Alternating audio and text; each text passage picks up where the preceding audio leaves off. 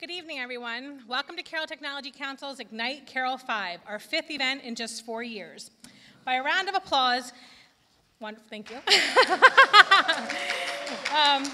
By a round of applause, who here is experiencing the IGNITE experience for the first time? All right, welcome. You are in for a treat. So now, who has come back for a second, third, fourth, or even fifth time? And all right. And loves IGNITE as much as we do. See the treat that you're in for the newbies? My name is Katie Townsley, and I am the Executive Director of the Carroll Technology Council.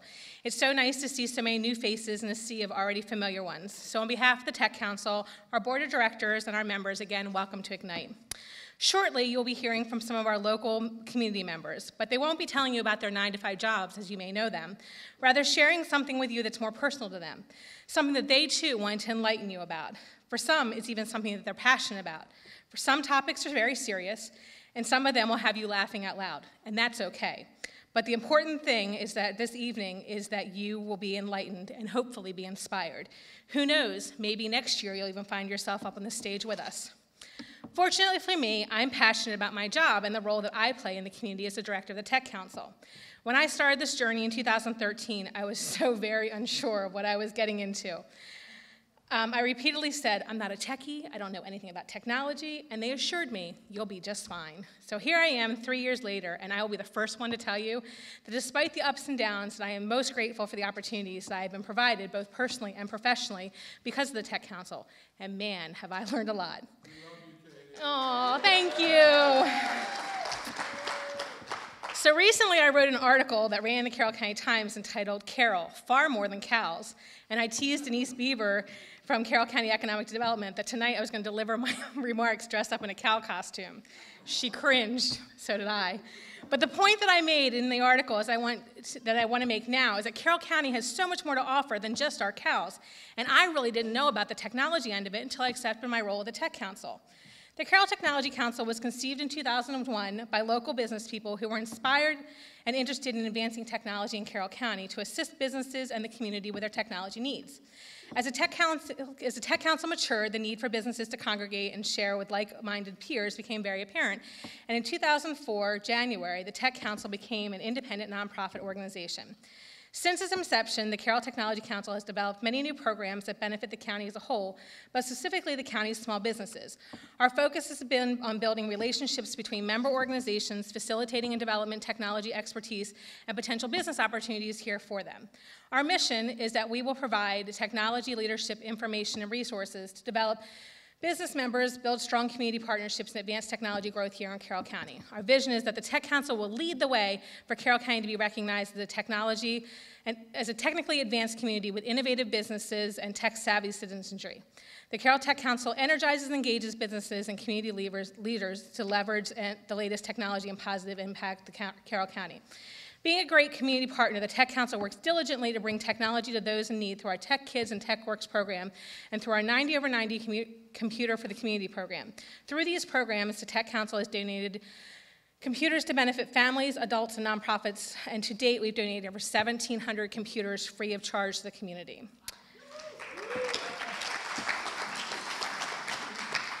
So what this all boils down to is that we support technology, its growth in Carroll County.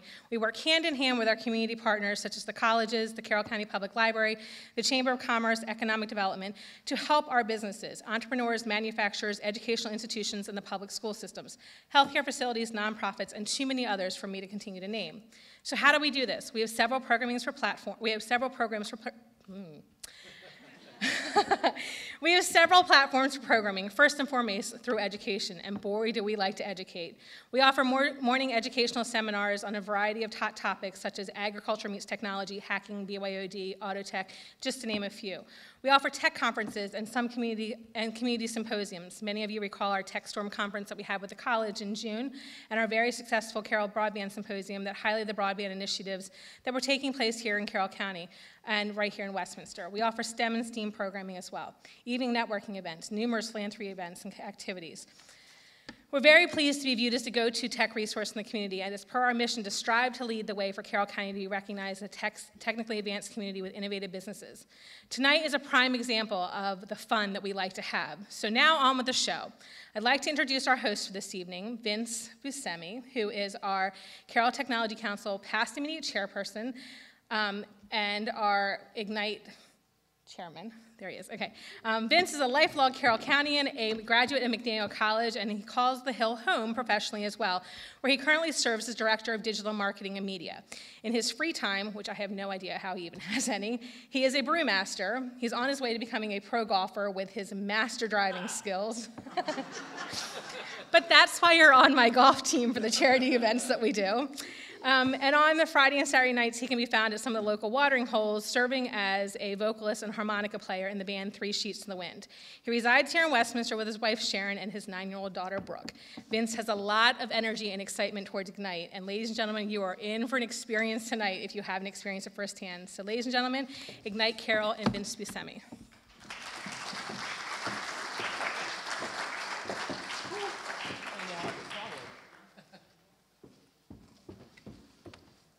Oh, wow. Thank you, Katie. Here we are, IGNITE Carroll 5. This is my 5th time hosting. I've been a part of it from the very beginning. I guess I'm in the 5-timers club now, right? So like Alec Baldwin and Justin Timberlake and Chevy Chase from SNL are going to give me the 5 smoking jacket guys, right? Someone?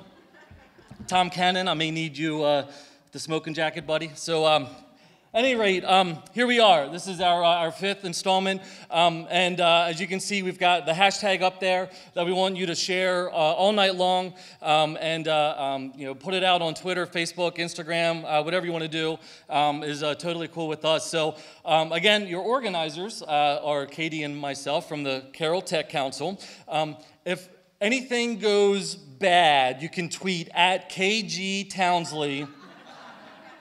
Right? And all the good stuff you can send to me. All right? Vince Buscemi right there. You can use any of the @ signs or hashtags, and we'll try to follow along and see what the commentary is as we're going along. And it's really going to be a fun night, so we want you to enjoy it and share it with all of your friends. Real quick, we want to say thank you so much to our venue sponsor, Lucidity Research. Drew Richardson is here. So could we give it up for Drew? He's sponsored this event for us here, so we really just thank you so much for doing that. Our bar sponsors, we have Who's Staffing Company and Chainbridge. Tyler from Chainbridge is here. He was one of the bartenders back there, so give it up for those guys. All right, we thank you so much for doing that. And then we have at the Tech Council our sustaining sponsors. So you can see them all here. We've got Carroll Community College, Carroll County Economic Development, Chainbridge, Cone Creative. Josh Cone is here. He's the only one in the bright yellow shirt. You can probably see him right now in the darkness. What's up, Josh? Maryland Department of Commerce, Ting, City of Westminster, and again, WHO. So, whoops, there we go. What is IGNITE? As Katie had pointed out, we have a couple of first-timers here. And here's just a little refresher. So IGNITE, basically the tagline is enlighten us, but make it quick. So each presenter has a presentation for you of 20 slides. They auto-advance every 15 seconds for a total of 5 minutes, okay? For the speakers, yes, the slides auto-advance. No, they will not stop. If you stumble, take a deep breath, get yourself back together and keep going, okay? That's the whole point of this, is just make sure you're having fun. If something happens, just pick up the pieces and keep on moving till the end. Everyone's going to cheer you on. Everyone's going to be really excited that you're up here, so don't worry about it. Speaking of everyone in the audience, whoops, still getting used to this. Here we go. Cell phones on silence, please. But like I said, don't put them away. Keep them out. Take pictures, no flash. Okay? Share it with your friends. Use the hashtag. Please be supportive. These people are putting everything out there to stand up here and share something with you. You are going to learn a bunch of amazing things tonight. You're going to walk away from each one wanting more. You're going to continue the conversation outside during intermission and afterwards and continue it even beyond that. So please, really give everyone your attention. And if you like what you're hearing, as we are able to, we've provided Twitter accounts for people. You can tweet at them and tell them how much you really enjoyed it and things like that. So, without further ado, we are ready. IGNITE Carroll 5. Let's get started. This thing's a little touchy. Sorry, guys. All right. So, our first presenter is Teresa Bethune, who is currently the president of Westminster Fall Fest, Inc., the not-for-profit that operates the annual Fall Festival in downtown Westminster. This is her second tour of duty with Westminster Fall Fest, and she's excited to be a part of some great changes for the festival and at Westminster Fall Fest, Inc. Teresa is very committed to supporting our local community. She serves on the Carroll Community College Foundation Board and is active in the Bonds Meadow Rotary and PEO, the philanthropic educational organization. When Teresa is not volunteering in the community, she owns and operates Info Pathways and Freedom Broadband. She also enjoys cheering for her son Thomas on the lacrosse and football fields and cooking and drinking wine with her other and equal half, Tom Bethune, who you will hear from later this evening. Please welcome to the stage, Teresa.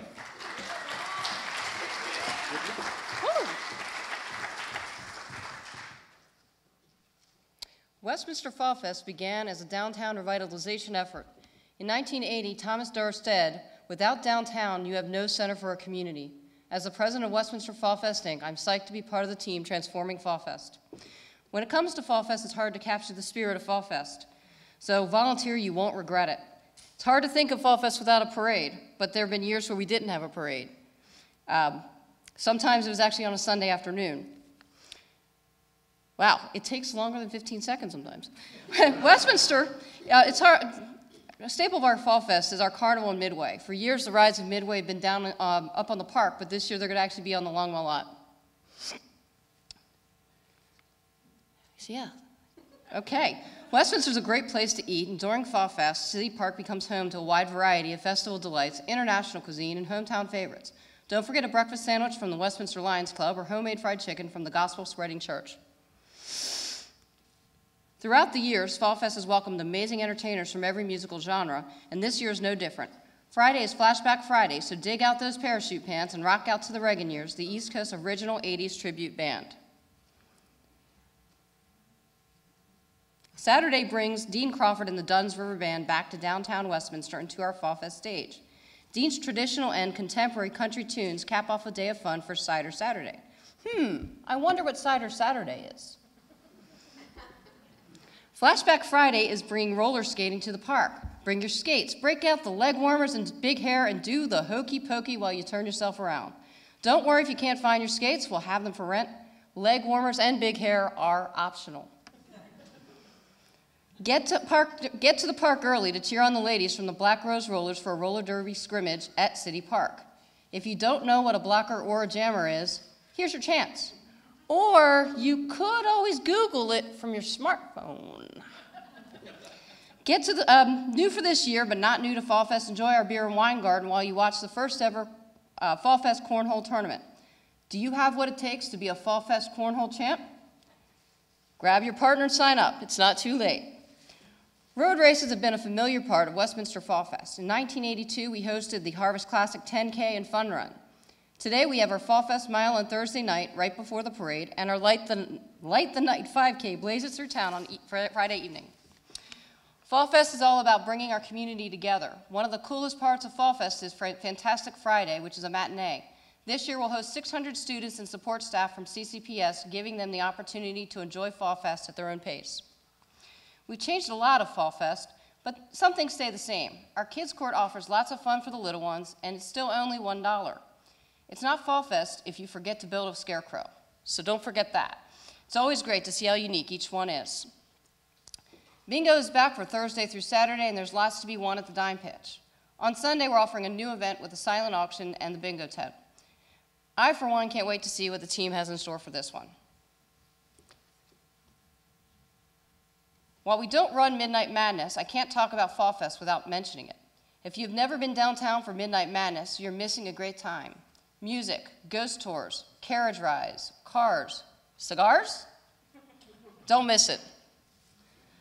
Fall Fest has always hosted artisans and vendors from its earliest days on Locust Lane to more recent years on the Longwell lot. New this year, we've added juried artisans to complement our commercial and nonprofit vendors, and now all of those will be at City Park.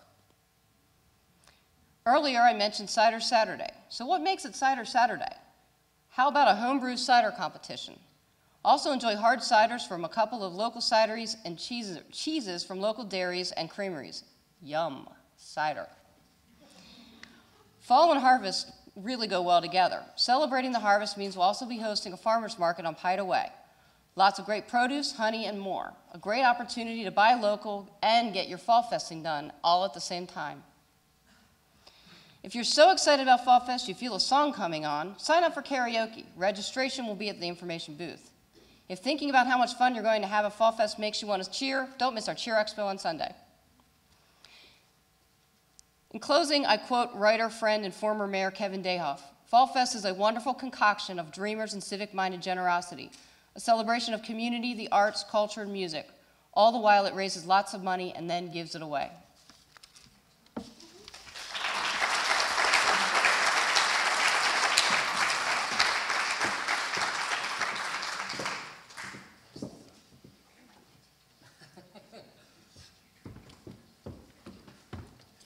It's definitely different being up here than it is down there. All right. I think the first slide jumped the gun, Teresa. That was probably me. I'm getting used to this clicker, so I apologize about that, but hopefully won't have that happen again. So next, it's all on me, but tweet it at Katie, please. So is that your it was the first slide only. So our next presenter is Tim Weber. Tim is on the Carroll County Behavioral Health and Addictions Planning Committee and the founding board member of the Triangle Recovery Club. He is also the founder of the Weber Addiction Group, Weber Sober Homes, and a published author of Gutters and Roses with Notes from a Sober Home. Tim is the Drug Treatment and Education Liaison for the Carroll County State's Attorney's Office and an instructor for naloxone? All right. Which is the life-saving medicine that reverses the effects of an opiate heroin overdose.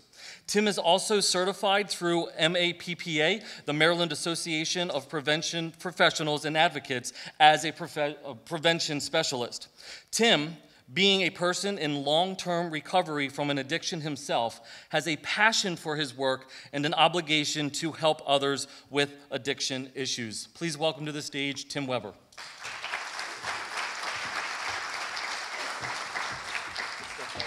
get it started as soon as we get down. Okay. So I got time to kill. My passion is my job. I'm a person in long-term recovery. I'm afforded the opportunity to speak to kids and talk to them about the dangers of drug addiction and where it can lead you. I'm also a big advocate for change and trying to help get people into treatment quicker. As you can see, the person on the left is my senior picture. I had no idea that I would take a road through experimenting with drugs to lead me into jail in 2002 in the mugshot on the right. How it starts very easy, the same way it did for me many, many years ago. It can start with just drinking at a party at school, harder drugs come out, and just through peer pressure and other people doing things, you never know what could be right around the corner. And for me, it was heroin, just like a lot of the kids in our community it is today. Heroin can be snorted, smoked, or injected. People don't understand that heroin can also is the same effect from an Oxycontin or a Vicodin is the same thing you feel from that. This is the best part of the slide. Since November 8th, 2003, I have been clean and sober. I haven't had a drink or a drug since.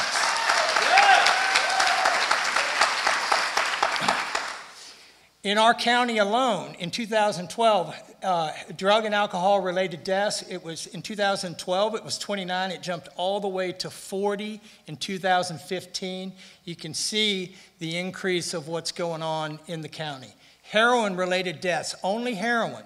In 2011, it was 2, and you can see how quick it jumped to 13 in 2012. In 2015, it's up to 22. Probably, we are cracking down on the opiate prescription fraud and some of that stuff, which is what is helping. As a result of the overdoses, our state's attorney, my boss, who's here today, went to the commissioners and asked for a position in his office to directly combat the overdose problem in our county. That's my job. And a lot of the referrals I get are through a stamp-out card, which I'll talk about next. Prosecutors, public defenders, law enforcement, the health department, and a lot of my referrals come by word of mouth that people just know I'm active in recovery. The stamp-out card is one of the first things that I was tasked with doing when I came to the office. It's a way to get information into someone who's overdosed through the first responders who are on the scene immediately to give them information to call me and reach out. Some of the other things we do are try to keep people from going to jail. You want to go to jail or do you want to go to treatment? If it's a small charge and we can help them and we see it's an addiction issue, we're trying to fight the addiction, not just the crime itself. Since the overdose, since I have started in the office, we've been able to get people directly into treatment from an overdose. That number says 15. I can tell you this week it's 18 because we've jumped up 3 just from some of the implementations of the card. The school program, prevention, that's the key to it. We started this opiate prevention and teen support last year. We went to all 11th and 12th graders, and I can tell you in that program, you could have heard a pin drop when it started out. We started out with foolproof, doing an overdose scene. They would come in and they acted like they were at a party. One of the kids would fall out. It immediately went to black, and then a screen would come up, and it played a video of Beth Smith, who has a son who overdosed in our county. Then these 2 young people would get up closer to the high school kids' age and share their personal testimony about how they started as a result of peer pressure and went down some wrong roads. One of the ways we got everybody really excited about this was through a drug prevention poster contest that each school, the first place winner, got $250 for winning the prize. That money came directly from drug seized money in our county. So drug dealers actually funded this program for us. So, and the first place winner was Samantha Williams from North Carroll High School. She won the first place over all county. She got $1,000, and she's also going to get a billboard sign that's going to go up on Route 140 at some point here soon.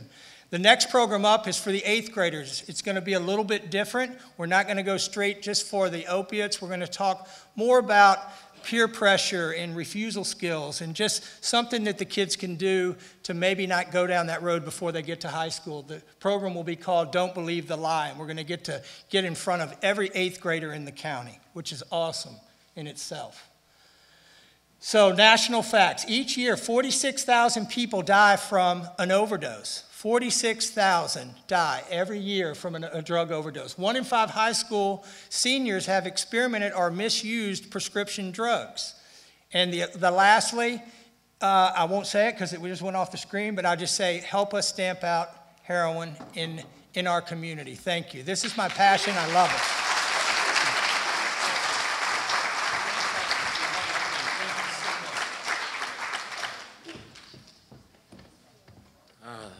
That was really fantastic. Thank you so much, Tim.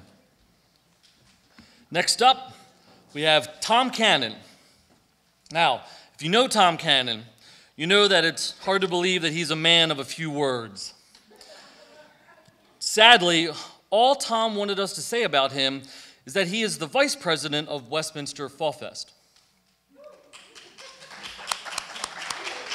But he's so much more than that. And we wanted to add that he's our resident cigar aficionado, hence tonight's topic, and that he has served as past president of the Carroll Technology Council. Please welcome to the stage, Tom.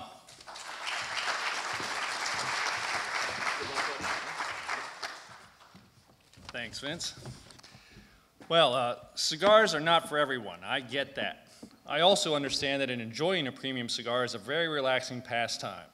Whether smoking with friends or flying solo on the back deck, I have found very few activities that offer so many moments of Most of you probably had a grandpa or Uncle Louie that smoked cigars. If it is an unpleasant memory, it's because he didn't smoke premium cigars. They smoked machine-rolled floor sweepings. Premium cigars are made by hand using the finest tobaccos in the world. From seed selection to packaging boxes of cigars for shipping, premium cigars are touched by an average of 250 to 300 people prior to the cigar actually ending up on the shelf in a tobacco shop. Each one of those people is a highly skilled artisan. Cigar tobacco is mostly grown in equatorial regions all around the world. This climate offers the correct ratios of sunlight, rain, and soil conditions. Some notable local exceptions to this rule are north-central Connecticut and some pockets in Pennsylvania and Kentucky. In this day and age of mechanization, it may surprise you that growing premium tobacco is done entirely by hand. The best seeds are chosen for planting in a greenhouse. The best seedlings from the greenhouse are then transplanted to the field, all by hand. Harvesting is also done by hand. Each plant has between 6 to 7 tiers of leaves. Each tier is harvested separately, starting with the topmost leaves, the Ligero leaf, and then working your way down the plant. After the leaves are harvested by hand, they are then strung together and hung in an open-air barn to begin the aging and curing processes. This important step is what can differentiate premium tobaccos from their lesser cousins. Aged tobacco is a wonderful thing. Cigar rolling is a time-honored tradition, a skill that is often passed down through the generations. It takes skilled and adept fingers to consistently produce premium cigars. A cigar that is too loose or too tight will not burn properly. After cigars are rolled by hand, they go through many inspections to ensure the highest standards of quality. From color checking to the thickness and length, no aspect is overlooked. They are then boxed and shipped all over the world for people to enjoy. The cigar in its basic construction has 3 layers. These are the wrapper leaf, the binder leaf, and the filler leaves. The wrapper leaf is the outermost leaf. Less than 0.5% of tobacco leaves are pretty enough to be a wrapper leaf. The next leaf is called the binder leaf. It's just like the wrapper leaf, except that it may not be quite as pretty. The binder leaf also has the very important job of holding together the tobacco in the center, or the filler leaves.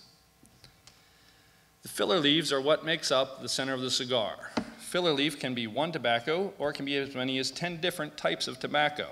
It may help you to think of it as like making soup. You put in the ingredients you want to get the flavor you want in the end. Filler leaves come in 2 different lengths, long and short. Long filler will provide a consistent flavor throughout the length of the cigar. Short filler can be divided into halves or thirds of the cigar, which will result in distinct flavor changes as you smoke the cigar. This is called a progressive or complex cigar, where the flavor will change and get better as you go. The top of the cigar is called the head. Every head has a cap. The cap helps hold the cigar together. The round part of the cap is called the shoulder. When you cut a cigar, never cut deeper than halfway through the shoulder. Going further increases the risk of the cigar unraveling. If the top of the cigar is called the head, it makes sense that the bottom is called the foot. After a proper cut, properly lighting a cigar is the next important step. Lightly char the bottom, taking care not to singe the sides, then bring the cigar to your mouth and puff while rotating the cigar. Cigars come in 3 basic flavor ranges of mild, medium, and full body. These ranges pair up traditionally just like everything else. A mild cigar would go well with chicken and white wine, medium with pork and a nice rum, or full-bodied pairs well with steak and scotch or a red wine. The pairing of a premium cigar is an art form that can be enjoyed throughout your whole life. While I just listed the traditional pairings, there are no rules set in stone. One of the great things about smoking cigars is that however you enjoy it, that's the right answer. The proper storage of a premium cigar is also critical. The ideal environment for cigars is one where the humidity is maintained at 70 to 72% and a temperature range between the high 60s to mid 70s. Anything else will cause the flavors to evaporate. Cigars can be stored forever so long as the proper conditions are correctly maintained. A properly stored cigar will continue to age, merging the natural flavors and oils of the tobacco where the sum of all the individual flavors are now greater than the parts. My name is Tom Cannon. I'm the Director of Marketing Events for Maryland's largest retailer of premium cigars. This has been Cigar 101, everything you need to know regarding the science behind the art of relaxing with a luxury cigar.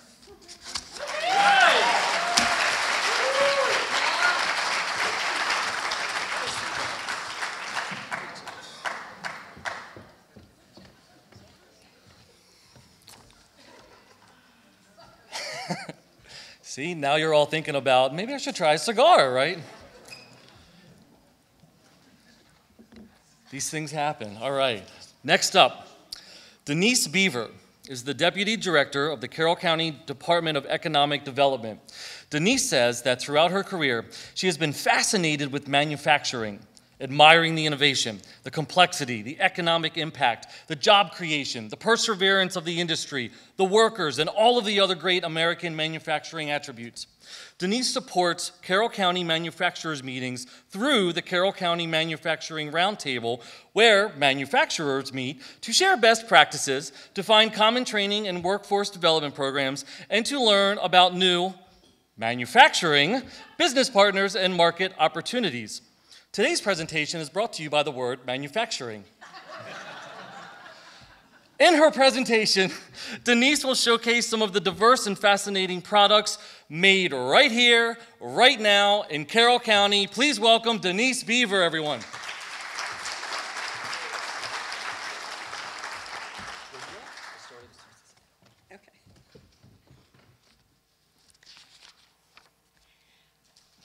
Carroll manufacturing is diverse and strong. Parts and products that are made here are made for many industries, including aerospace, apparel, defense, energy, medical, transportation, and more. They're used all over the world in rockets, jets, missiles, trains, planes, and even in the jungles of Colombia and on the International Space Station. Carroll has 131 manufacturers with an annual average employment of 3,792. They make good money, $1,157 a week, and they add about $228 million to the local economy. We have COYOTE Manufacturing, who makes USDA certified organic pet snacks in Westminster. You may recognize some of their brands, Max and Ruffy's, BFF Bones, and Petya pet products. We have Advanced Thermal Batteries. They manufacture thermal batteries used in missile, space, and munitions programs. The June grand opening showcased their $8 million capital investment at their Westminster plant.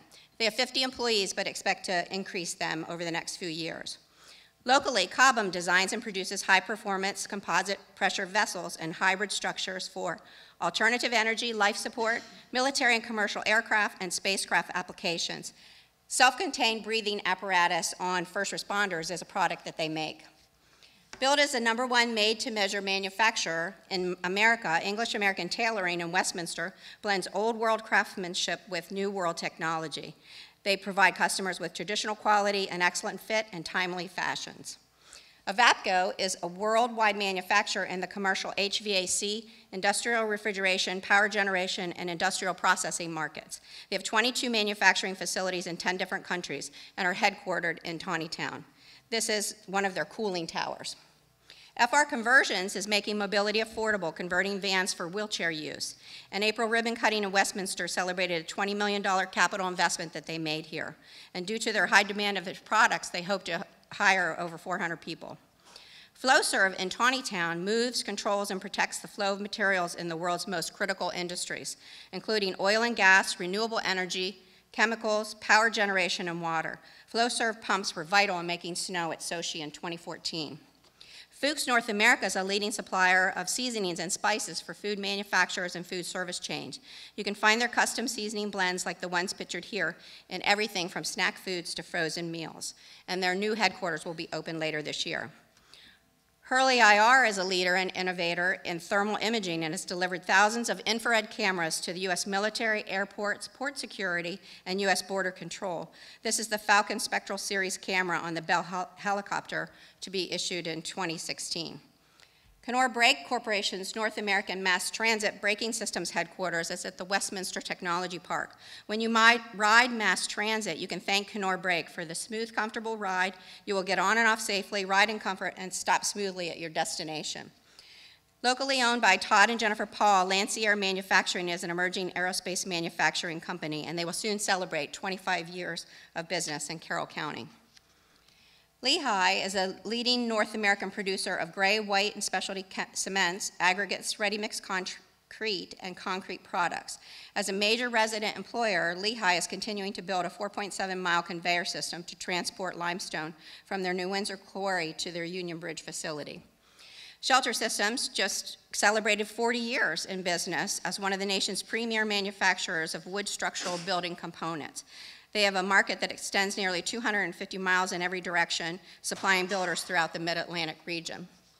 Shepherd's Manor Creamery is Maryland's very first sheep milking dairy. They produce artisan cheese and other products. In case you didn't know, dairy sheep produce an average of 3 to 4 pounds of milk per day, equaling about a half a gallon. Carroll County has 5 wineries. Cygnus is the oldest, celebrating 20 years in Manchester. Serpent Ridge was Westminster's first in 2009. In 2010, 2 wineries opened, Detour Winery and Galloping Goose in Hampstead, and Old Westminster Winery has been bottling and producing since 2013. It's Beer Week in Carroll County. So we have the Microbrew Festival on Saturday at Union Mills. Locals know that Johansson's have been making beer since the mid-90s. Pub Dog has been brewing beer for 10 years in Carroll County, and they now have brewery tours and tastings, and Ruhlman offers our ales brand. So I could have just as easily talked about our many other great Carroll manufacturers, some which are shown here. They've been making products for years, and some like the new ones, like our 2 new distilleries opening up in Mount Airy and also in Sykesville. I firmly believe that what makes America great is when America makes things. Manufacturing is a wealth-producing sector which provides important materials for our national infrastructure and our national defense, and so much more as we learned tonight. So let's support Made in America brand and celebrate National Manufacturing Day on October 7th. Follow hashtag MFG Day 2016.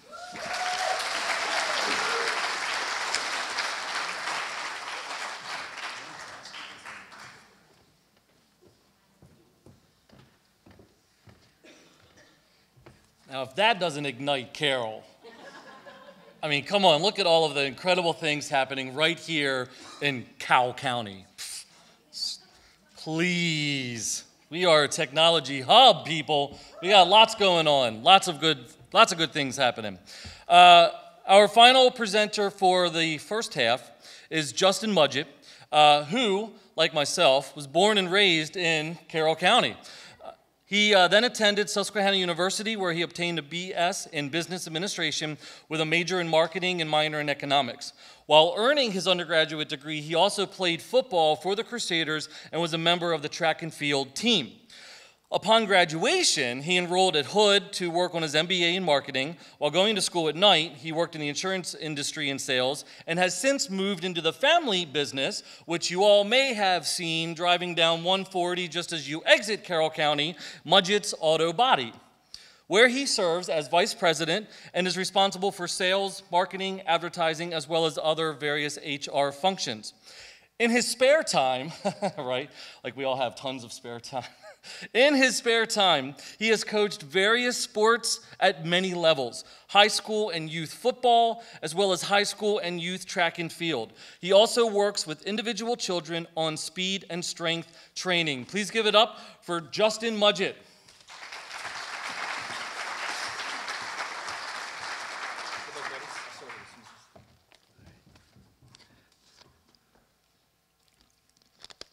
Sorry, I have a little bit of a cough.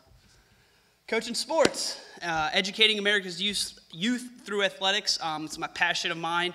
I think you can reach kids and teach them things that can help them later on in life, obviously through athletics. What exactly does coaching mean? Well, you got to develop the kids. You have to support the kids. First off, you need a student athlete that's willing to learn. You run them through specific tasks to hopefully reach the individual or team goals that we have set up for them. Development. I think of kids as tiny little muscles. So you got to break them down and build them up, and break them down and build them up. And not only their bodies, but also their minds. Talk about mental toughness. It can carry on later in life. You might need some mental toughness, and I think sports is a great way to develop that. Support the children. We all need support structures in our life, a teammate, a coach, something along those lines. You have to support the student athlete so they can believe in themselves, they can develop the confidence they need, again, for later on in life. Most important part is the student. You have to have a kid that's willing to work and is willing to be coachable. If you don't, you're going to talk to your blue in the face. So it's a two-party system, a coach and a student athlete that's willing to work with you to advance and achieve their goals. You run them through specific tasks. That's a picture from Century at camp. I coach football there currently. We're just doing a fight drill. And the goal is hopefully those tasks, they can translate that onto the game field and then later on in life. Goals, I'm a Ravens fan. Obviously, the goal of any athletic competition is to win, not just get a trophy, to earn the trophy because you won. There's a winner and a loser, and just like in life, there's winners and losers. And I think sports can teach that as long as we stop giving everyone a trophy. Coaching, ability, success, training, motivation, practice, inspire. You inspire greatness. Our team slogan at Century is choose greatness. You have to choose it. You have to want it. You have to be it. You can't just show up. It's not going to happen to you. Again, you can't just show up after you graduate high school and expect handouts. Sports teaches you how to win. It's easy when everything's going right, you know? It's easy. But sometimes things don't go your way. How to lose. A little bit of humility, a little bit of humbleness. Sometimes things aren't going to work out. What are you going to do? Put your head down or pick it up and move on to the next thing? Discipline. You got to play within the rules. We have rules in life. Again, as a kid, young adult, as an adult, and it keeps you accountable. You got to learn how to follow directions because unless you work for yourself, someone's going to tell you what to do every day. And I think kids need to learn that again. Work ethic. If it was easy, everyone would do it. A little bit of sweat equity, some elbow grease. Someone somewhere is working for your job or working for your spot. And that's why the work ethic's so important. Teamwork, instead of just staring at our phones, you got to communicate verbally with other human beings. You got to trust them. You got to communicate with them. And together, everyone achieves more. Team, that's the concept of it. Then character, we talk about morals, ethics, and values. Respect the opponent, respect your teammates, respect the referee. What are your values and ethics? And I think you can convey that to children, and it can carry on later on in life. Teach them, to have good character and how to be responsible. Adversity, life's not fair. You're going to get knocked down. Are you going to get back up? Everyone will face adversity. It doesn't matter who you are. Cancer doesn't care how much money you have. Things like that. Cancer affected my family personally, so I'm heartfelt for that. That was adversity for our family. And then purpose. I think purpose, what I mean by that is think of something that's bigger than you. The team is bigger than you. The company is bigger than you. The mission is bigger than you. At the end of the day, it comes down to heart. Without heart, anything you do, you're not going to be good at it if you don't give it your all. And then we talk about hustle. And that's just work ethic, sweat equity, pouring it out there on the line every day, giving everything you got. You got to hustle. You get to be successful. I think that's been lost on America's youth. Again, just show up and get a trophy. That's not how it works when you're an adult, unfortunately. You can't just show up. I will not pay you. That's not how I operate. And then passion. Football for me is my passion because there's no better, I haven't found a better system to teach people how to become young adults. And that's why I really love football. And that's my team right there. That's our team slogan. One team, one dream, one mission. Lay the wood every day. That's why they got boards. God bless America.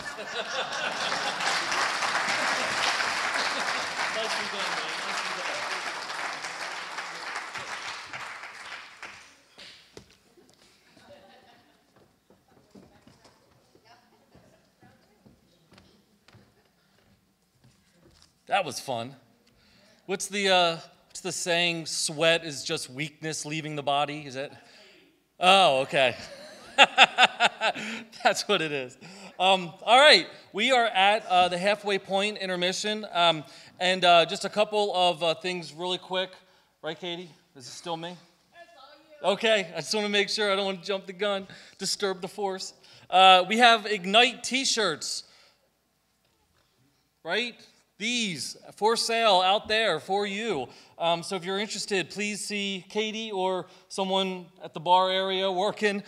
Speaking of the bar, make sure you go grab a couple more drinks. Thank you again to Who and Chainbridge for that. And then we also have a tablet raffle. So there's chances available. Would make a great holiday gift for maybe someone. So why don't you drop a few dollars, a few fives, a few tens in there and take some raffle chances. And it all goes to a good cause and supporting us. So I didn't bring my phone. What time is it? 7:51. Let's say at 8:10 we are going to start again. So by 8:10, make it back on in here. We've got 6 more presentations coming up, a whole lot more. So don't go anywhere. Thanks. All right, is everyone back? How are we doing? Everyone doing good? Yeah. Awesome. We have a couple of announcements as people are still getting settled and all. So I just wanted to say we've got, again, this is a Carroll Technology Council sponsored event. So I'm going to highlight some upcoming events that the CTC is involved with. First up is a happy hour at Exploration Point Makerspace at the Carroll County Public Library's Eldersburg branch on September 30th. Now this is free for Carroll Tech Council members, all right, $10 to the general public. Really cool things that are happening with the library. In fact, you'll probably hear a bunch of them coming up with our first speaker, Lynn. So check that out. Technically Speaking Dinner and Awards Banquet is October 15th at the Best Western. This year's theme is Grapes, Gigs, and Bites. And we've got a really cool partnership happening with Old Westminster Winery. There's going to be some tastings and some discussion about how technology is used in winemaking and all of those cool things. Their wines will be available. I believe it's Drew Baker who will be out representing his family and Old Westminster, so that'll be fantastic. We have a joint networking happy hour. It's called Tech After 5, Bridging the Patapsco. This is with the Howard Tech Council, and it's on October 20th. There's all of this information and more is available on our website. It's carrolltechcouncil.org or .com. It is .org, right? Org. There it is. Thank you, everyone that's involved with that.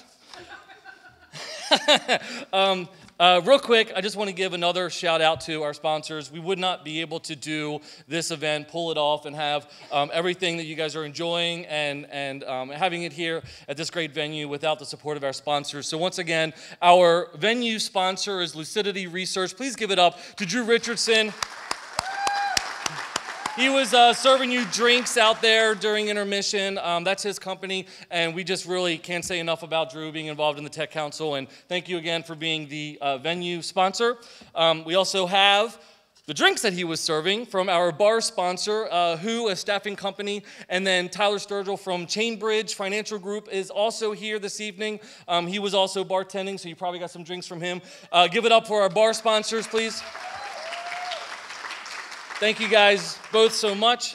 And then, of course, the Tech Council's own sustaining sponsors, amazing organizations that really allow the Tech Council to do all of the great things that we do in the community, in education and all of our networking events and technology things. And we just love having this relationship and partnership with these great organizations. So give it up for everyone that's listed here. We've got a few members in the audience. Thank you, thank you, thank you so much.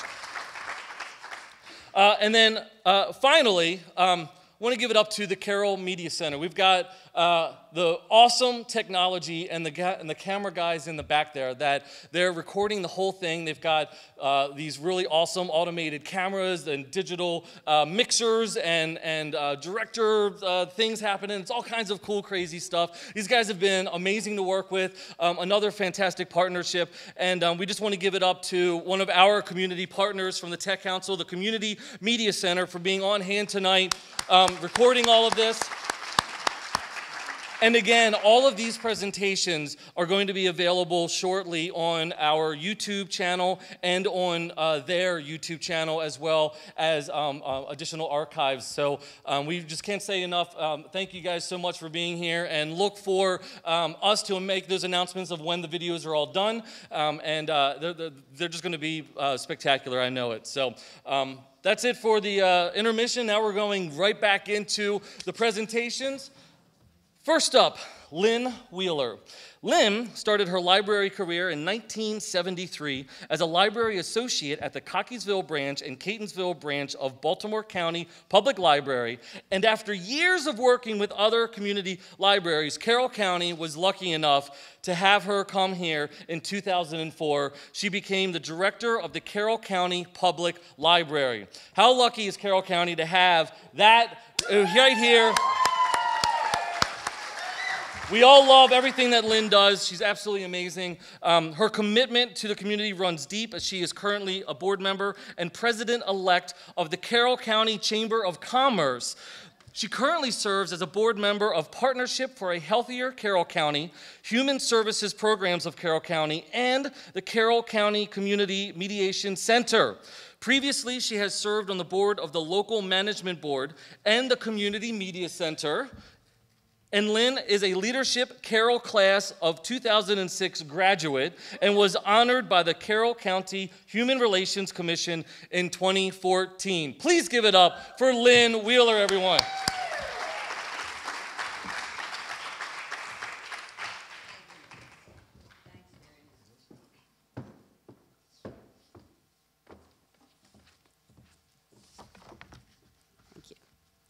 What ignites my passion is creating a makerspace for our community.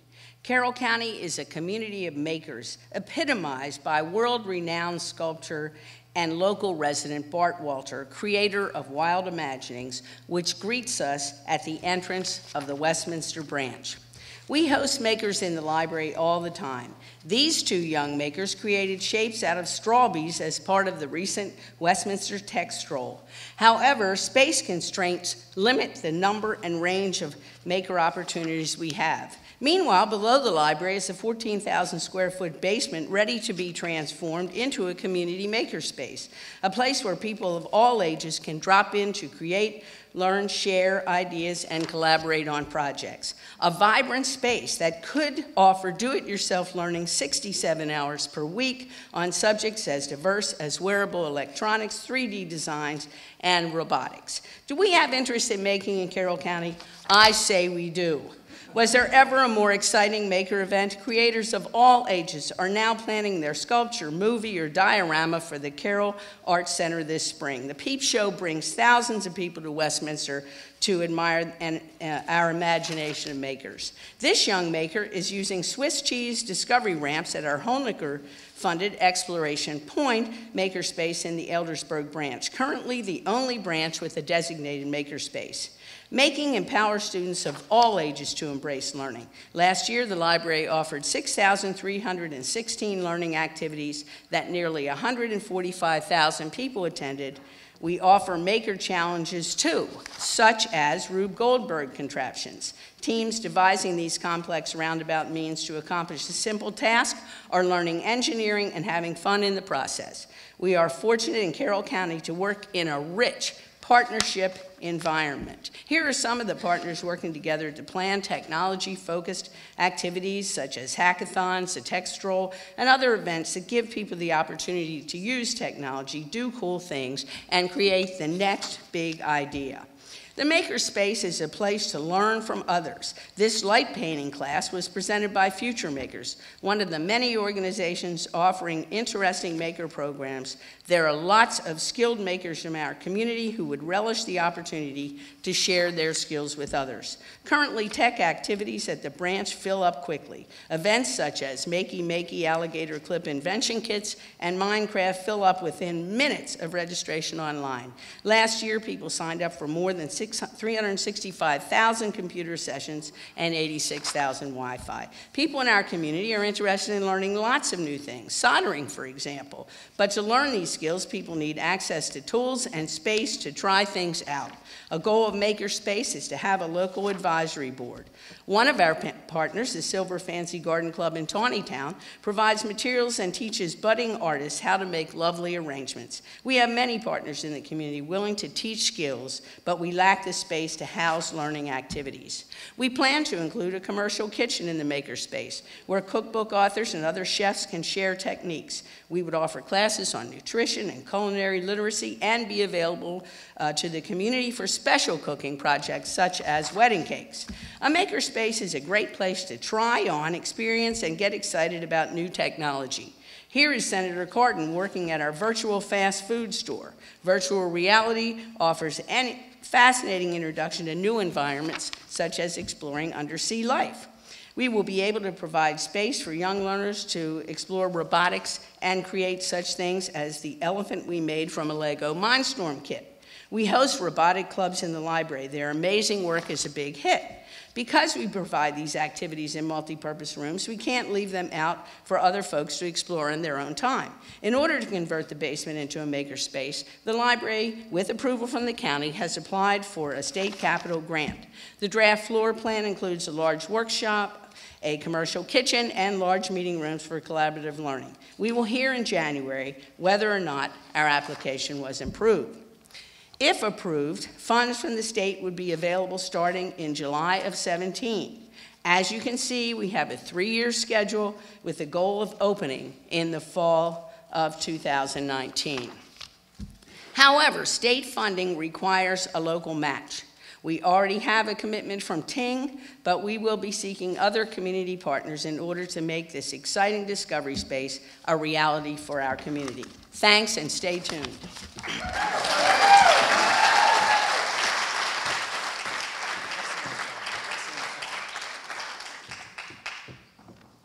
That was fantastic. Again, how does that not excite you about Carroll County, right? Love this place. And I'm not just saying that.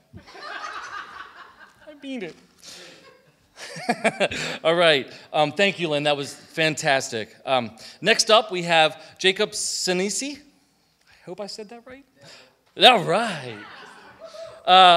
Jacob is fresh out of computer engineering school and has moved halfway across the country to be a software engineer at Scale. Oh, so I missed that, but not your name, so I feel okay. Tweet Katie about that one. Okay. Right here in Westminster. In his off time, he enjoys unicycle riding, wood carving, blacksmithing, and reading far too many Wikipedia articles. Please give it up for Jacob, everyone.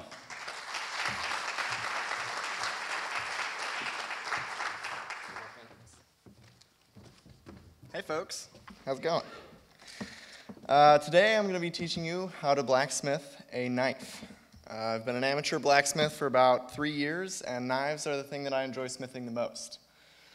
You like that PowerPoint theme? It's pretty nice, pretty original. It was the fourth one on PowerPoint default. First we're going to talk about what blacksmithing is. Fundamentally, blacksmithing is working iron or steel into new shapes, which can be done in a variety of ways, from blunt force hammering to careful bending to immense pressure. The point of blacksmithing is to take a solid piece of iron or steel and make it in change shapes without having to melt it or pour it into a cast. The ancient Hittites were the first ones to use iron tools, more specifically iron weapons. Iron is harder and more durable than bronze. Turns out you win lots more battles if you just chop up the other guy's sword in half in the first swing. One day in ancient China, someone decided to drop a bucket of charcoal into a pot of molten iron, and voila, steel was born. This material is both harder and more durable than just plain iron. Oh, there we go. To build a good knife, you need to plan out the aspects of what you want. You need to determine the type of handle you want, the blade shape, different things like that. So a sketch goes a long way to doing that. You can see that some people do like measurements and stuff. That's too complicated. The next is to pick your starting material. Every knife requires some steel to get it started, so you need to pick a hunk to start with. My favorite is railroad spikes right there. You can see they're cheap, easy to find everywhere. Well, don't take them off the railroad track for stealing. Anyway, next step is to heat it up. In order to get the steel to a workable state, it needs to be hot. For most tool steel, you need to get the heat up to around 1,500 to 2,000 degrees Fahrenheit. That's pretty warm there. For most knives, it's easier to start with shaping the handle. The handle needs to be able to be held easily, but also give you that extra design flair. Some examples are just a straight one there, and then all the way on the right there is the pineapple handle. Takes a lot of work, but it's pretty cool. This is the best part. For this, you just beat on it until a knife blade emerges. It's a great stress reliever, and it's a real good time. Plus, you look awesome doing it. So, yeah, it's a blast. This is the worst part right here.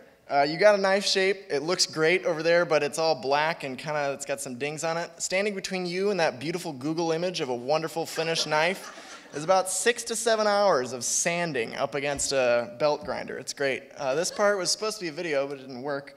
You can quench it. This is so cool. You get to take a ridiculously hot piece of metal and dip it into water, which hisses and spits, or oil, which literally lights on fire. It's awesome. It also aligns the molecules into the correct orientation, but whatever. For this part, you need to sand the knife and get the rest of the junk that formed from the quenching heat up, and you just slice all that right off. Oh, this is the best part. You make a sweet display stand and show it off to your friends. Let's be honest, you could have bought that knife for 30 bucks at Walmart, but you wanted something to brag about. This way you can put it on your desk at work, and every time somebody asks you about it, you can talk their ear off for about 3 hours about how you made it. So, what do you need? You need a shop. There's a whole lot of stuff you got to put in your shop. Hammers, anvils, forges. I'll go through a few of the basics, but as every good blacksmith knows, you can always use at least one more tool. So the first thing is a hammer. There's a whole lot of different things you need to consider. Weight, you need to make it heavy enough that it'll do enough work, but not too heavy that it makes you unable to move the next day. Balance, you don't want it to be swinging side to side and have to twist your wrist funny to make it hold right. So the right anvil, it's got to have bounce. It's got to be firm and made of the right material. So you can bounce a little steel ball bearing on it, and that gives you a good example. You can see that guy had plenty of anvils. The forge. A forge is what heats up the metal. The drive can be electric or hand crank. Hand crank is cooler, but electric is easier. So, depth of the coal pit is how far you can shove your metal before it hits the bottom. Bigger depth means bigger pieces of steel. The vise allows you to do cool twists in the handle and do various finishing touches much easier. A heavy vise means, again, fewer swings of the hammer. The right height is essential, as you don't want to be leaning over or having to swing the hammer too high. Tongs allow you to hold the metal while it's in the fire as well as while you're hitting it. A rake allows you to remove the coals around it to build the fire the way you like. And steel-toe boots mean you don't lose a foot when you inevitably drop a hunk of hot steel. The last part, the most important bit, permission. Chances are the person you live with will not be thrilled about you filling your garage with rusty metal and banging on it on odd hours of the night. So tell them you can make nice stuff like weird sculptures, heart-shaped hooks, and sweet tables. Have a great night, folks.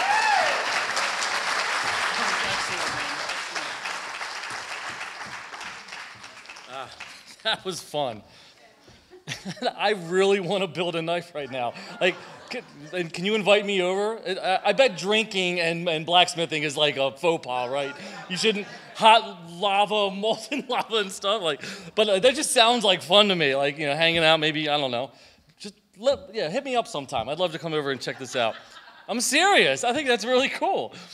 All right, next up, we have Tom Bethune, who is the Vice President of Info Pathways, Inc., and has 20-plus years experience with telecommunications and networking systems. Tom is a recognized expert in email security and enterprise threat management, wireless connectivity, and has extensive experience with voice over IP, disaster recovery, and integrating enterprise data systems. Tom is now often referred to as the old guy in the back of the room with the colorful disposition. He helps... I didn't write that, by the way. You can tweet at KD again.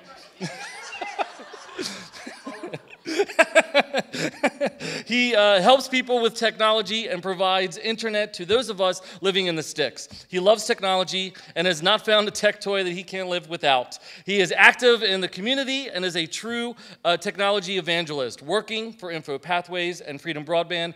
He has supported countless companies with technology issues and helped move the area forward into the 21st century. Tom loves to solve problems with technology.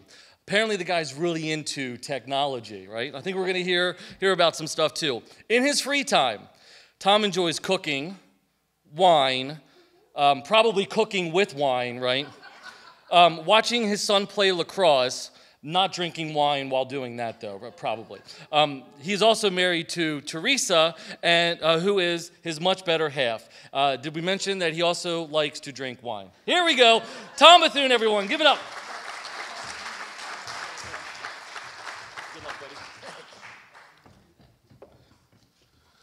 I don't know how to follow that knife presentation. I guess what I'm trying to talk about is we're all addicts now. The internet is everywhere and it's constant. I'm not trying to downplay addiction to substance abuse, but we all become addicted to this internet. It's everywhere, and at what cost?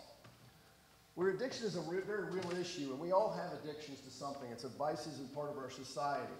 What the internet has availed us the ability to do is to have like-minded people with the same types of addictions get closer together, and it can be a recipe for disaster. Bottom line, we're all addicted to something, whether it's gambling, sugar, drugs, whatever it is. We all have something that we just can't seem to get away from. The internet makes it really, really easy for us to supply ourselves with that addictive tendency that humans have. The number of internet users has skyrocketed. If we were to put this down as an addiction statistic, it would be staggering. Somewhere around 98 to 99% of the population between the ages of 17 and 45 are on the internet all the time. And this is the kind of numbers we're talking about. 10 hours a day, 45 minutes, 7 days a week. We don't even sleep that much, okay? So this is people who are actually doing more time on the internet than sleeping or anything else. These are some of the signs of just general addiction. The scary part about this slide is any one of these places you can take the word internet and online out and supplant drugs or drug addiction, and it's the same stuff. Depression, people who can't go a couple hours without checking Facebook. Simple quiz here. What was the first thing most of you did this morning? I've already heard people talk about it. What was the last thing you did before you went to bed at night? You checked your email, looked at your stats, see what people have been saying about each other. It's pretty sobering when you look at it. Have you ever felt the need in church to answer a text or at dinner, at a funeral? I mean, you think about it, but you know, you put it on silent. They say, put it on silent, and you're sitting there going, God, I wonder what that is. I wonder who's calling me. Got to figure that out. Got to find out who it is. Do you ever feel that you feel the need to hashtag everything? I mean, literally, you've got to rate or comment on everything. It sounds crazy. I've been to a funeral where they were actually live texting and hashtagging what was going on in the funeral. No. Okay, it's ridiculous. The selfie craze. Okay, I get it. Okay, selfies were cool for the first 2 or 3 billion of them. Now at this point, you know, people, you know, hashtag this, hashtag. I was actually thinking about getting a selfie of myself while I was up here during this presentation. If you have to put your thumb, I was going to do like the Jeff Foxworthy, if you have to put your thumb in a bucket of ice after a day at the beach, you might be addicted to the internet. Do you find a place to relax to look at Facebook? I can't believe how many people go, I just wish the kids could go to bed so I can look at Facebook. This one gets me too, by the way, you know, we have gazillion speed. We're way beyond crazy fast. We have gazillion speed. But if you look at it, everybody wants to brag about how fast they can get more from the internet, which makes it even more addictive. They go home, oh my, how much more can I do? We can all watch stuff together. Here's one. Did you ever run into something while texting or surfing? You're walking down the street, you accidentally fall in a pothole. Have you ever stopped in mid-sentence and go, oh, wait a minute, hold on. In fact, I did get text right here. Do you post so many pictures of whatever it is, fill in your blank, your cat, your dog, your goat, whatever it is, that you feel it's more public, and people walk around and they want to ask how your goat's doing, how your face is this. And first of all, this is the wrong picture of Kardashian, and that dog looks like Teddy Ruxpin. But have you ever drunk posted? You are so at the bar, and you feel the need at that moment to stop and let everybody know what your opinion is on world politics. Do you speak like this? By the way, I give extra point for anybody who knows what that means up there. Have you ever been caught surfing unless, by the way, you know, I read this the other day. There used to be that there were certain things that were really dirty. The human cell phone, the cell phone we carry around with us, is one of the dirtiest objects on the planet now because of where it goes. Have you ever had a panic attack because of your phone? A funny story about me is I had a stress test one time, and when they made me leave my phone in the other room, I failed it. Okay? Can you turn it off? I mean, can anybody really turn it off? We tell people that, and they say, oh, sure, I can turn it off. Not a big deal. No, you can't. You're sitting in the room going, how much longer do I have? You know, 2 hours, an hour or two, turning it off. I mean, and for the youth below us, it's even worse. Why can't we turn it off? I might miss something important. Okay, we have only had the internet for, you know, a handful of years in reality, and we did things before that. What if I'm needed? I can do this if I want to. How many times have we heard addicts say that? I can stop this if I wanted to. This is the scary slide, okay? The internet went dark for a period of time. You know, we say no internet bad for everyone. They actually have done studies that if the internet went down for 48 hours, it might take us between 7 to 10 years to recover the damage. Thank you.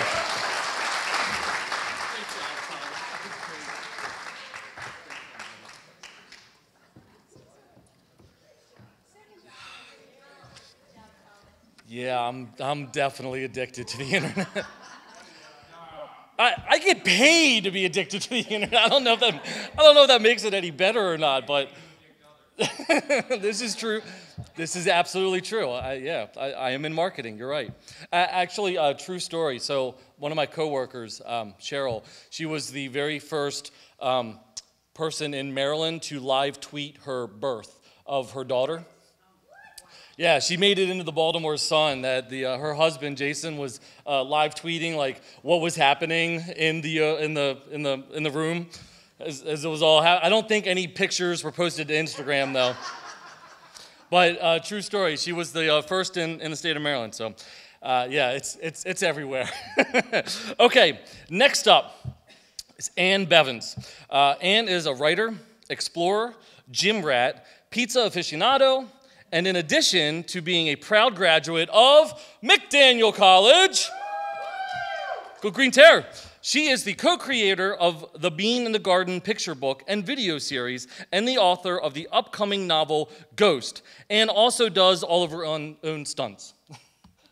Let's give it up for Ann, everyone.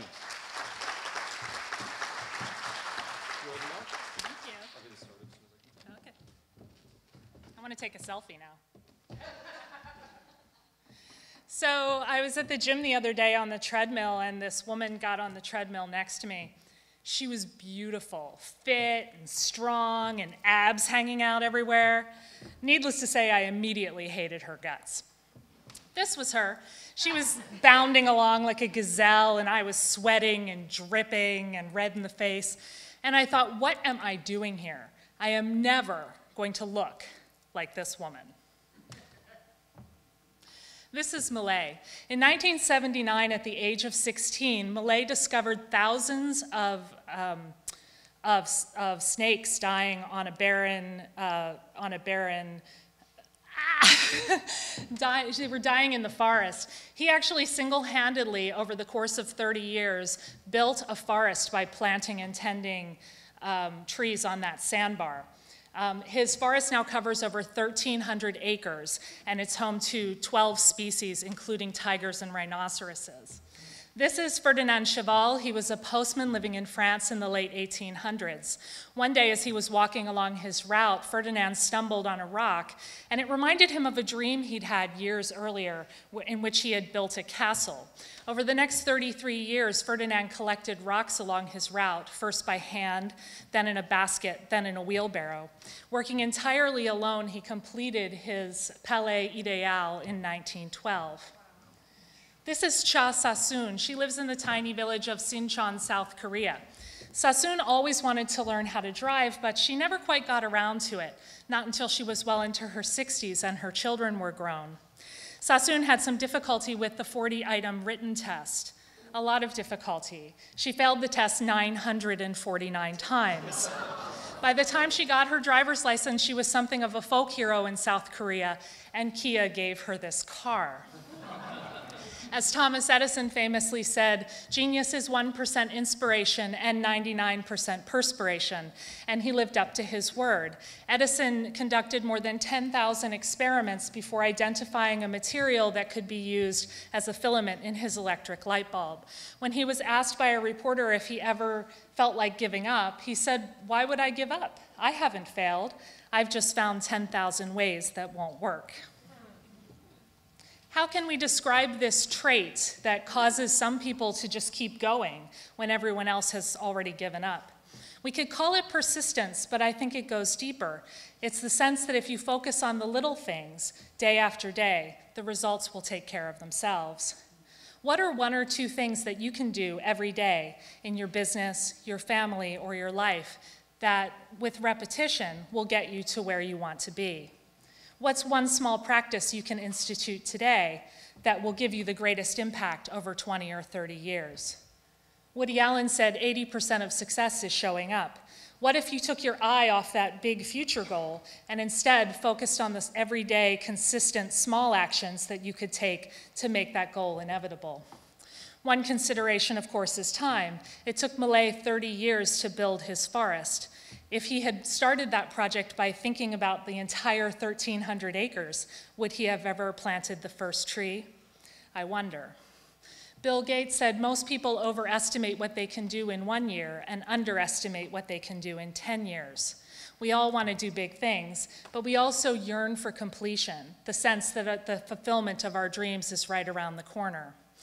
I'm guilty as anyone of looking for the quick fix. I've taken the pill, I've crammed for the test, some of them right down the street here at McDaniel, but I have had some success with this idea. In 2009, I wrote the first scene of a science fiction novel called Ghost.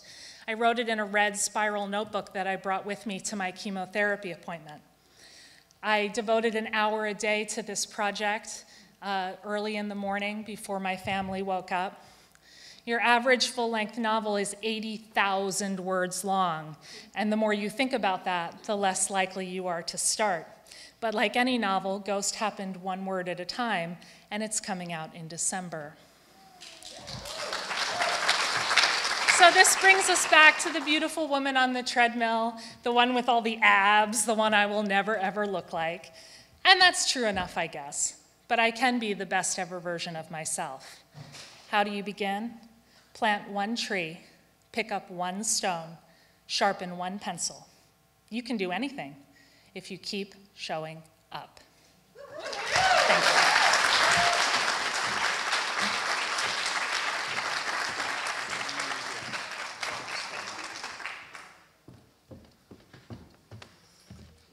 Well, I've got goosebumps up and down my arms now. And that was fantastic. Thank you so much for sharing that. Next up, Terry McGregor has an undergraduate and a master's degree in computer science, along with over a decade developing and leading large-scale software engineering projects ranging from startup technology companies to developing analytics engines for the intelligence community.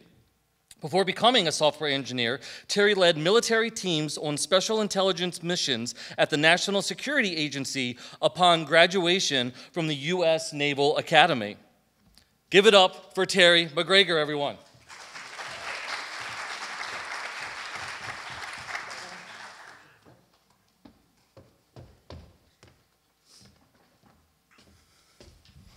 All right, so for tonight, I wanted to talk about something that's very much in the news, artificial intelligence. You hear about it. What I want to do is break the topic down so it wasn't this super scary issue, you know, and make it so it's really simple to understand, and we found a really practical example. First thing I want to do is just make it really clear what we're talking about. You know, you look at non-specific artificial intelligence, that's, you know, you think of Skynet, you think of Terminator, these robots are killing. We're not into that. We're going to be very specific with our target. And this all starts with a family in Japan, and what they were cucumber farmers. And it's a very difficult job. It was a family-owned operation. They had their young son who actually became an engineer, took a break from the family, and he's going to be the catalyst for what they're going to build. One of the things that they had to do was sort cucumbers. These are high-dollar cucumbers used at really high-end restaurants. It's a very difficult task, very time-consuming, and it's something that they didn't have the time to train people on. The first thing they had to do was come up with this classification system. So for all these different cucumbers they had, these thousands of cucumbers they had to organize, they needed to come up with a system so they knew what cucumber could sell for what price based on things like shape, color, you know, and size. So what I want to do is I want to break this down and explain, like, this is kind of the process. Human sees a cucumber, says, okay, this is a BL, which is a bak lao, a very expensive cucumber. They know exactly how to categorize it because that's humans, that's what we do, we're very smart. Now, this is what we're trying to do. We're trying to have this robot, this machine, look at a cucumber, say, okay, I know that it's a BL, and then categorize it. There's a few problems with this, however. Mostly what you'll see is computers can't see, and they're not very bright. So they know nothing, right? So this mythical concept of artificial intelligence, you put a robot there and it just figures everything out, is basically a myth. So we're going to walk through what you do. in order to make it see. First thing you want to do is take a cucumber, you take pictures, top, side, bottom, and then you convert that into binary. Any picture you have can be converted to zeros and ones. That's something that the computer can see. So the first thing we have to do is transform that. Great. So the computer now knows what this cucumber looks like in binary, but it still doesn't know how to categorize it. So we're getting better. You know, we solved the first problem. Now the second one, which is going to be the categorization, but should be really easy, right? Okay, so the human's great. It's going to help the robot. It says, hey, robot, this one's a BL. Robot sees the binary, says, okay, thanks human. I'll remember this. Zeros and ones combination, that's a BL. I am golden. I know how to do this, no problem. So next cucumber comes by. The robot looks at it and says, well, wait a minute. This is totally different. Totally different zeros and ones. I have no idea what to do, right? So it doesn't match exactly. Now it has to make some kind of inference. It has to make some kind of guess, and it just doesn't know. So human's really nice. He says, okay, fine. Let's take 2,333 cucumbers. I'll tell you what every single one of those is. The computer's all excited. It's great. Okay, now I know what 2,333 cucumbers are. I know how to categorize them. Well, here's what happens. On the 2,334th cucumber, robot says once again, okay, I don't know what this binary is. I don't have an exact match. I have no idea what to do with this. So here's the tricky part, right? So what you see is pattern recognition. A lot of artificial intelligence means that you're looking for patterns inside data. That humans, very smart, but we can't see these patterns in data. So what we want to do is we want to understand what these things are. So we run these through algorithms, right? And these algorithms are really simple. They take a look at those binary digits from the photos, and they look for key patterns. And they do this through mass repetition and looking at all the trained data that the human has said, what is correct and what isn't. And at the end of the day, those numbers all equate to some kind of graph where you can categorize them, and now the computer can guess. So for example, a BL down here in the corner quadrant, looking at all those pictures, it can now make an inference that's usually correct. So here's the 2,334th cucumber. Robot looks at it and says, okay, I know how to categorize this, and I'll be about 80% correct, or 90% correct, depending on how well you get those algorithms working. And then this is the actual prototype. What you're looking at is, this is the station, camera takes the picture, there's computation, there's a little push arm, there's a conveyor belt, knocks it into the sorting bins. So this is a complete operational system that was built to support the farm. And then last page, cats are terrified of cucumbers. I wanted to, if you have not Googled that yet, that's a treat that you can do on your own after this. So it's true, it's true. All right, thank you.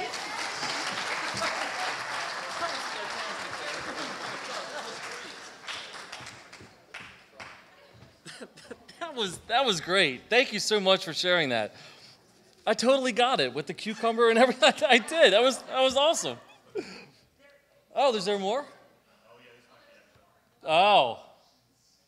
So what Terry wanted to talk about was Arduino Micro and the Raspberry Pi 3, which is really awesome, and a bunch of cool Chinese-looking characters on a computer screen. This is getting the data part of it, right? Which is Terry wanted to share with you. This is pretty cool stuff, but it's like way over your head. I don't know if this is the entire system, though. I mean, this is everything together, people. Do you? I mean, like, that's everything right there, right in front of you. That's what Terry. As for you, buddy.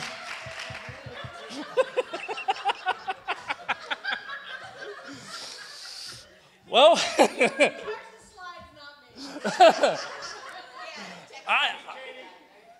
I just bring it on. That's fine. I can't wait to see that on YouTube.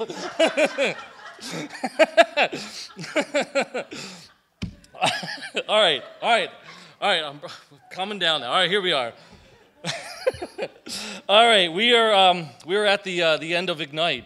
Our final presenter is John Wheatman. John is an attorney and provider of legal services in association with the Entrepreneur Store. His passion is enriching the lives of entrepreneurs by making their businesses better. John is a Washington, D.C. area native who moved 24 years ago to Carroll County, where he and his wife, Holly, are raising their children, Carly and Matt. Carly's also an alum from McDaniel College. Pretty phenomenal student, too, also. In his spare time, he enjoys what he considers the world's best part-time job as hockey director and coach at the Skate Frederick Ice Rink. Please give it up for John Wheatman, everyone.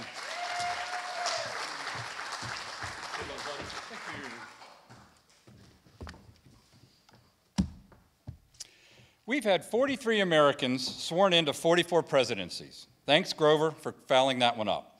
105 candidates have competed for those 44 slots. It's often brutal, combative, and a rancorous process, but somehow it works. But we should start at the beginning. We got rid of King George, taxes, tea, harbor, Minutemen, Bunker Hill, Valley Forge, Yorktown, and we decided to do things our own way. With that king gone, some wanted a new American king. But George Washington said, and I quote from a speech he delivered in Annapolis, "No way, we just got rid of one of those dudes." So we've decided to elect presidents instead. The period before the emergence of political parties is often referred to as the golden age of American politics. Pictured are two of the very first political buggy bumper stickers. You should note that their Photoshop skills were not quite as highly refined as ours are today. In 1820, we were getting along so well that James Madison was able to run unopposed. This was known as the era of good feelings in American politics. Madison managed to win all 24 states, but there was one electoral vote for John Adams because we could never agree on anything completely. Okay. Those good feelings lasted 4 years or until the next election. All four candidates running for president ran as Democratic Republicans, all from the same party. Since I couldn't find a more accurate image, please use your imaginations in picturing these four in rigorous debate. 1828 was a nasty one. Adams was accused of putting gambling tables in the White House at the public expense and pimping for the Tsar of Russia. Jackson was accused of murder and treason. The murderer beat the pimp that cycle. We were starting to get good at this stuff. Typical of the frontier nature of our culture, our mudslinging was direct and coarse. A presidential candidate that shoots a man for accusing him of cheating in a horse race probably isn't going to mince words in an election. Our British cousins sling with style. Lord Montague to John Wilkes, "Sir, I do not know whether you will die on the gallows or of the pox." Wilkes retort, "That, sir, depends on whether I embrace your lordship's principles or your lordship's mistress." But back to us. We got a lot to cover, so we'll keep moving. Here you can see the political parties that came and went in the 1800s. Pictured, soon, on the left, is a rare early shot of one of the leaders of everyone's favorite party, the Know-Nothings. Although the 20th century saw minor, often regional parties rise and fall, never again would a third party challenge for the White House, although that has not stopped them from trying. Perhaps understandable given this election cycle, some people wonder if the party should have a role at all. George Washington predicted that political parties would kindle the animosity of one American against another. Very smart man, that George Washington. But we should remember, no one forces us to vote for one of the major party candidates. Many Americans write in the person of their choice, even if that person isn't on the ballot. You may even have your own favorite. Chuck Norris aside, here's some info on the many self-declared 2016 write-in candidates sorted by their home states. You may have a little trouble seeing it in the back. I'll give you a moment.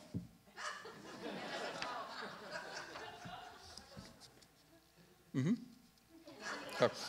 The last candidate to win a presidential election who was not a Republican or a Democrat was Zachary Taylor, who in 1948 coasted to sweet Whig victory. No one has ever won the presidency as a write-in candidate, ever. But clearly that never deterred Ralph Nader. The good news is that we have a highly refined process, in which an informed electorate sorts through the candidates to arrive at the best two Americans to campaign for the job of president. That is the first time I got through that with a straight face. Yeah, that's right. Let that sink in for a moment. If this was 1800, the only thing left to be decided would be who's on top. We've already been guaranteed either a Clinton-Trump or a Trump-Clinton administration. Okay? All right, this is a tangent, but it's my 5 minutes. All right? His biography says that a new star appeared in the sky the day he was born, also under a double rainbow. Plus, he played golf only once in his life, shot a 38 under par with 11 holes in one.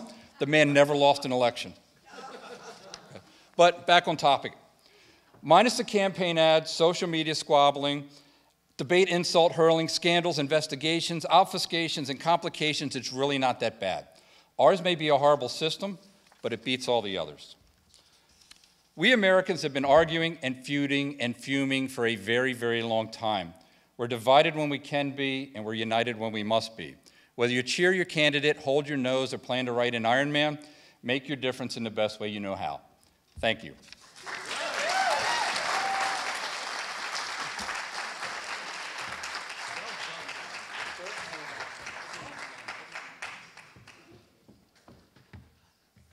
It pains me to stand back up here at the very end of Ignite 5, but give it up for all of our presenters this evening. Ha! That's an old slide. It's not supposed to be there. I'm just going to go back to blank. Once again, we had an amazing night. So many amazing stories. I just can't thank you all enough for sharing your passion and your just pouring your heart out and telling us all these really cool things. And I really, really hope that it has inspired maybe someone else in this audience to want to do the same and to want to participate and to be up here next year and sharing your passion with all of us and to have this thing keep growing. All of this great stuff that's happening right here in Carroll County. I absolutely love it. It's all happening here. We live it, we love it, and breathe it. And so once again, thank you all so much. Thank you to Lucidity Research for the venue, to Who Staffing and Chainbridge for the bar, to all of our sustaining sponsors of the Tech Council. Thank you all so much again. Keep sharing your stories on Facebook. I've seen a couple of things go through. I'm not just Facebook. Hit them on all of that stuff that Tom was talking about before. But have a great evening, all. Thank you so much for making Ignite Carroll 5 a huge success. Thank you.